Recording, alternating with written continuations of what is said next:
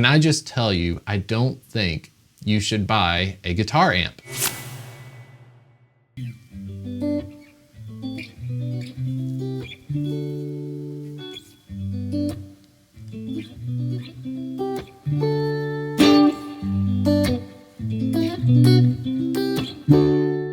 I had a revelation a few weeks ago when my wife and I stopped at a guitar center, and this guitar center was one of the biggest ones in the state. I had the specific goal of playing through just about every amp I've always wanted to play through. So I'm a huge Fender fan. Just about everything I do on my YouTube channel, you're gonna see me in some sort of deluxe reverb. I've had a deluxe reverb amp here in this room. And then of course the Strymon Iridium, which is always modeling pretty much a deluxe reverb for me whenever I'm doing stuff on the channel.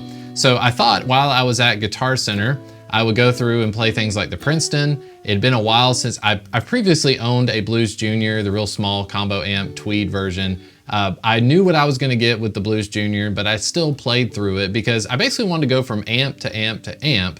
And rarely do people like me have the chance to do this. You play through all of these amps back to back to back.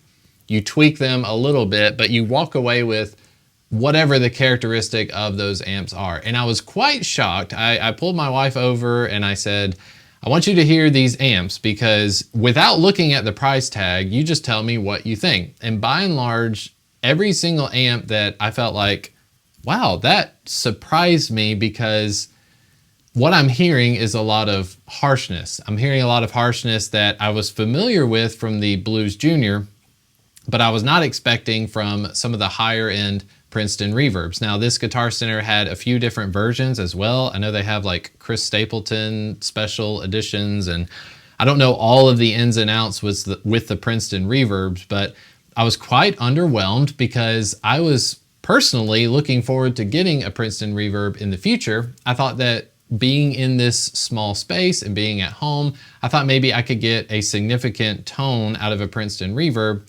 without blasting any of the windows out in this house. As you know on this channel, I've previously owned an AC-15 and a Fender Deluxe Reverb that sat in this room. I have cranked them up for some YouTube videos in the past, but for the most part, it's way too loud for my neighbors, it's way too loud for my children, all that kind of stuff. So this comes in over and over again when we're talking about guitar amps, because I think there's more people like me out there than there are some of these like really fancy studio running people. It would be nice if we just had walls of amps all over the place that could be cranked over. But I wanted to make this video for people who are just kind of like me. You keep bouncing back and forth between maybe a plug-in, a pedal version of the amp like the Strymon Iridium, or you're just looking to spend big bucks on a more expensive amp because you think that maybe by spending more money on a more expensive amp, you'll be more satisfied and you won't even care about the volume stuff. And let me just tell you, I walked away from that Guitar Center with one amp in mind, and it, of all things, was the Fender Deluxe Reverb. It was a reissue. I think that it was running about $1,200, and I can't remember if that was the used price or whatever. I tried not to focus too much on the sticker price of all of these amps because I genuinely just wanted to grab a Strat, plug it into all these different Fender amps, and figure out what do I really want or what am I looking for. And I was underwhelmed because every time I found something that I didn't like, I would flip over the tag and it could be as high as $1,500, $1,600. And I'm thinking to myself, this is kind of insane, because as somebody that's just been flipping through amps over and over and over again and reaching the same result, I'm trying to convince myself that if I just had a really expensive guitar amp, a tube combo amp of some sort, that I would just have the purest, nicest tone in the world. And what I want to tell you in this video is that I do not think, now if you are a person like me, mostly every video on my channel I say this kind of thing, if you're a person like me, like you're not like Rhett Scholl or Rick Beato, you don't have a giant professional studio, you may not even be making money in music. Maybe you're just playing at your local church, or you just like to play at home, you like to record music for fun. If you're not making major money in music, can I just tell you, I don't think you should buy a guitar amp. I can tell you 100% certainty, I walked away from that Guitar Center having played some of their most expensive amps that they have. And I walked away thinking, guitar amps, number one, they are expensive. I have the Line 6 Helix software plugin. I've used it on this channel. I've shown you how to create some worship guitar patches with the Line 6 Helix. There are no limitations to having something like the Helix software plugin when you think about the fact that I paid like $100 or $200 for a plugin that can load not only every amp that I can think of on the top of my head, you can actually add more amps to it. You can add more impulse responses to it. You can emulate whatever speaker cabinet you want. You can emulate the microphones, how far away the microphones are. You can also emulate the guitar pedals going in front of the amp itself. Now, you don't want to take your computer on stage. That's why they make a floor pedal version of the Line 6 Helix and other things like that. Axe FX has little rack mount units you can use for the same thing. No matter what the company you go with, if you're comparing a box, which is essentially what a guitar amp is, we have a box with a speaker in it, and it may have some tubes and stuff. It's making it loud.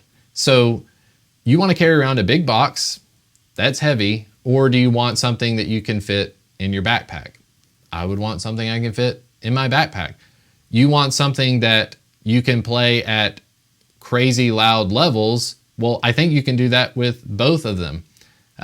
Here's a shocker. So everything you've heard in this video today is from this pedal here. This is the UAFX Dream pedal. It says Dream 65 Reverb amp. And I'll let you go ahead and guess what amp that this thing is simulating. But as I sit in this room today, I have studio monitors. These are KRK Rocket 5s. I normally don't use these at all unless I'm just listening to something as I'm editing a video, just so I can listen to YouTube. But today I've got this thing cranked through these monitors, and it is about the same volume, the same apparent volume, as it was when I had a Fender Deluxe Reverb in this room. And I can tell you that's part of the problem that you might have with digital modeling guitar amps. These pedals and these plugins are simulating a loud guitar amp. And when you hear these things at a low volume, like you're wearing headphones and you've got this thing barely turned on, it sounds really weak. It does not make you think this is what a guitar amp is. But if you would take a pedal like this or the Strymon Iridium, plug them into a powered monitor of some sort, or maybe go to your church and put a floor wedge on the stage, have it come through a speaker, and I think you'll be able to tell, wow, technology has gotten really good. I walked away from Guitar Center and I was like, I want a Fender Deluxe Reverb. If I walk out of the Guitar Center, I'm thinking I need to scrounge up $1,200, $1,300, or maybe I can find one used, which I've done in the past, for about $1,000. Look on Facebook Marketplace, they're all over the place, all right? $1,000 compared to, I went on Reverb and found this one for $250. And for $250, what I'm telling you is somebody that has just played a Fender Deluxe Reverb, and I've also owned a Fender Deluxe Reverb in the past. I've played it in this room. I can sit here today and I can do stuff like this.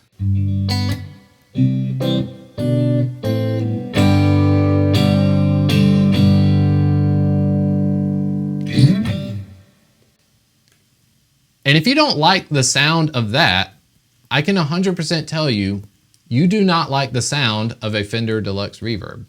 I did the same thing with my audio interface. I took my Strymon Iridium, posted it on Reverb. I sold the Strymon Iridium so that I could offset the price of this, okay? Why did I sell my Strymon Iridium? Well, it's because, like I said earlier, my Strymon Iridium was always set to a Fender Deluxe Reverb setting. So I thought, why not just have the pedal of the Fender Deluxe Reverb? The Strymon Iridium does not emulate the spring reverb of a Deluxe Reverb. And I think that's a big deal, because having owned a Fender Deluxe Reverb, I would never play the Fender Deluxe Reverb without some sort of reverb being on, okay?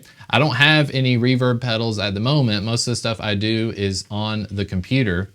But they have, obviously, on this UA Effects pedal, they have a reverb knob. And if I turn up the reverb knob, what you get is Fender Deluxe Spring Reverb.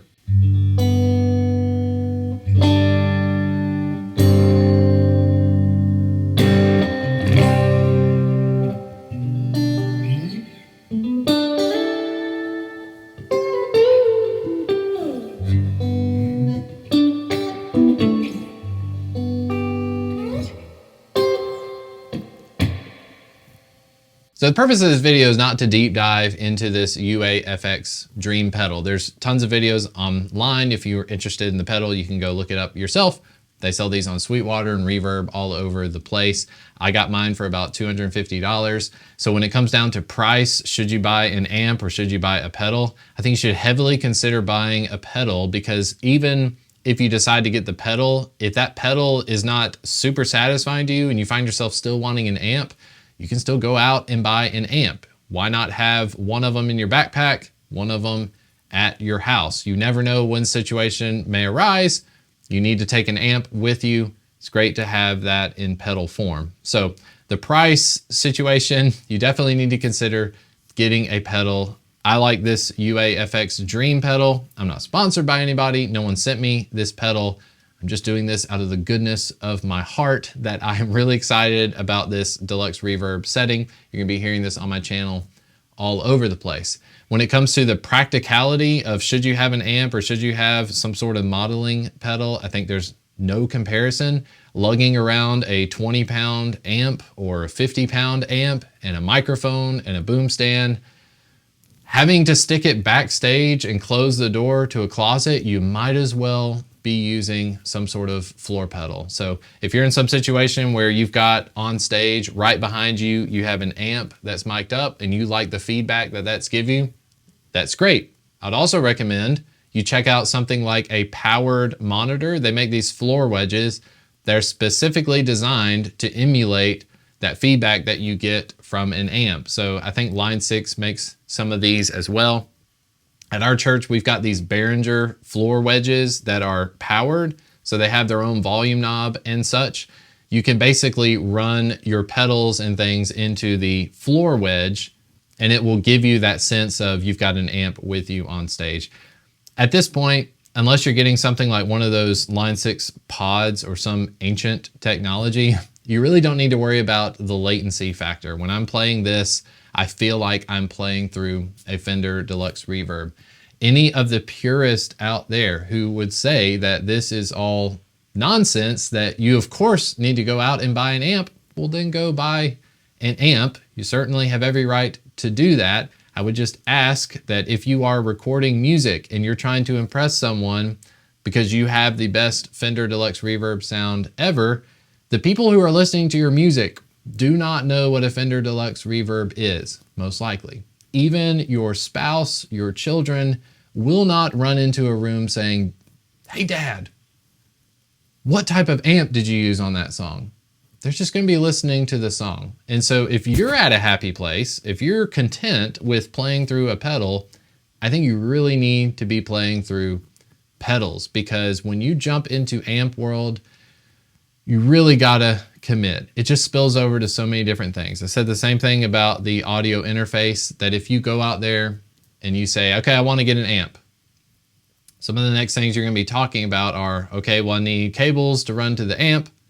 I need to get a boom stand or something to mic my amp with. I need to get me a Shure SM57. I need to make sure that that Shure SM57 is going to a high quality preamp, and so forth. You find all these reasons to keep putting money into something that essentially is just gonna sound like an electric guitar. And I think that's the tragedy. I have done it myself. I had a Hot Rod Deluxe amp. I went on Sweetwater. I bought the gold tubes because I thought the gold tubes would sound better than the stock tubes. I swapped it out. It still sounded like an electric guitar. And I think we can get caught up on that. So for 98% of you out there who might have more in common with me than you do some of these more professional YouTubers out there, I just want this to be encouragement to you that if you are stuck and you're feeling like you've got to scrounge up $1,200 or more to get yourself a Fender Deluxe Reverb that, at least as far as this pedal goes, I don't think I've heard anything quite as good or as close. And of course, you got plenty of juicy pedals to put in front of it if you'd like. We'll cover that in future videos. But if you are a hobbyist, if you're somebody that likes recording music like me, I want to encourage you to hit the subscribe button. Thank you so much for watching this video. I'm sure there'll be plenty of comments. Let me know what you think about it. This doesn't need to be, it's not like a war, it's not like a battle. I wholeheartedly believe that if you've got a Fender Deluxe Reverb sitting in your house and you've got it cranked, you're going to be happy. But I also believe that if you go and get one of these pedals, you play it through your speakers or your headphones, you're also going to be happy as well. Thanks so much for watching. I'll see you all in the next video. Bye.